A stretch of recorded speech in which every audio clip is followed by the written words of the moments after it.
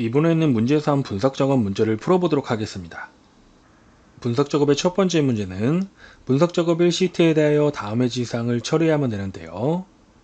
부분합 기능을 이용하여 소양 인증 포인트 현황표의 그림과 같이 학과별 합계의 최대값을 계산한 다음 기본 영역, 인성봉사, 교육 훈련의 평균을 계산하면 됩니다. 그리고 부분합의 처리 조건을 보면 정렬은 학과를 기준으로 오름차 순으로 처리하면 되고 최대값과 평균은 위에 명시된 순서대로 처리하면 됩니다. 그럼 다음으로는 부분합의 작업 순서를 간단히 확인해 보도록 하겠습니다. 부분합을 작성하기 전에는 정렬을 지정해 줘야 됩니다. 이 문제에서 정렬은 학과를 기준으로 오름차 순으로 지정하면 됩니다. 정렬을 지정한 다음 첫 번째 부분합을 작성하면 되는데요. 첫 번째 부분합은 학과별 합계 최대값을 지정하면 됩니다. 다음으로 두 번째 부분합을 작성하면 되는데요. 두 번째 부분합은 역시 학과별로 기본 영역과 인성봉사, 교육훈련의 평균을 지정하면 됩니다. 그럼 지금부터 저와 함께 엑셀 파일로 넘어가서 정렬을 지정한 다음 두 개의 부분합을 차례대로 작성해 보도록 하겠습니다. 부분합을 작성하기 전에 정렬부터 지정해 보도록 하겠습니다. 정렬을 지정하기 위해서 데이터 영역에 있는 이메일 셀을 선택을 하고 화면 이쪽에 있는 데이터 탭을 클릭한 다음 정렬 및 필터에서 정렬 아이콘을 클릭합니다. 그럼 지금 보는 것처럼 정렬 대화 상자가 나타나는데요. 이 문제에서 정렬은 학과를 기준으로 오름차 순으로 지정하면 됩니다. 그래서 정렬 기준에서 학과를 찾아서 선택을 하고 정렬에서는 오름차 순을 지정해 주면 되는데요. 기본적으로 오름차 순이 지정되어 있기 때문에 정렬 대화 상자에서 확인을 클릭합니다.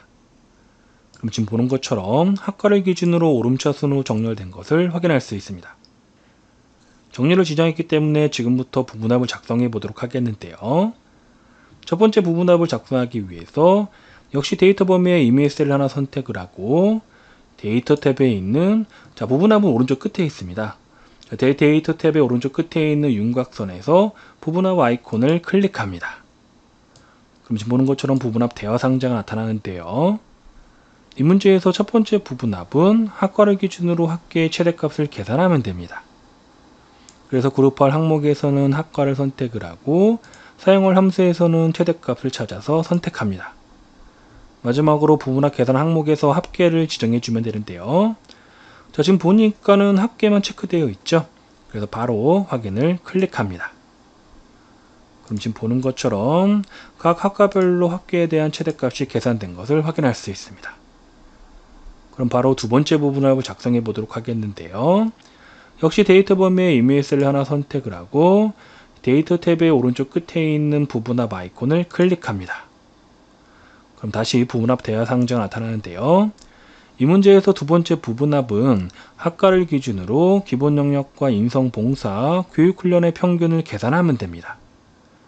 그래서 그룹할 항목으로는 역시 학과를 선택을 하고 사용할 함수에서는 평균을 찾아서 선택을 합니다. 그리고 부분합 계산 항목에서는 기본 영역과 인성 봉사, 교육 훈련은 체크를 하고 합계는 해제를 합니다. 그리고 확인 단추를 바로 클릭하는 것이 아니고요. 두 번째 부분합 대화 상자에서는 반드시 새로운 값으로 대치 체크를 해제해 줘야 됩니다. 만약에 이 새로운 값으로 대치를 해제하지 않고 확인을 클릭하게 되면은요. 이미 지정되어져 있는 최대값이 그 삭제가 되고 이 평균값만 표시가 됩니다. 기억해 두세요. 두 번째 부분합 대화 상자에서는 반드시 새로운 값으로 대치의 체크를 해제해 줘야 된다는 것을요. 이렇게 지정을 하고 확인을 클릭하게 되면 지금 보는 것처럼 그 학과별로 기본 영역과 인성봉사, 교육훈련의 평균값이 계산된 것을 확인할 수 있습니다. 지금까지 저와 함께 부분합 작업을 해보았고요. 다음으로는 분석 작업의 두 번째 문제를 확인해 보도록 하겠습니다. 분석 작업의 두 번째 문제는 분석 작업 ECT에 대하여 다음의 지사항을 처리하면 되는데요. 데이터 도구에 있는 통합 기능을 이용하여 표 1, 2, 3에서 학과별 정보인증, 국제인증, 전공인증의 합계를 표 4H, 5에서 I8 영역에 계산하면 됩니다. 이 통합 기능은 매우 간단한 문제입니다.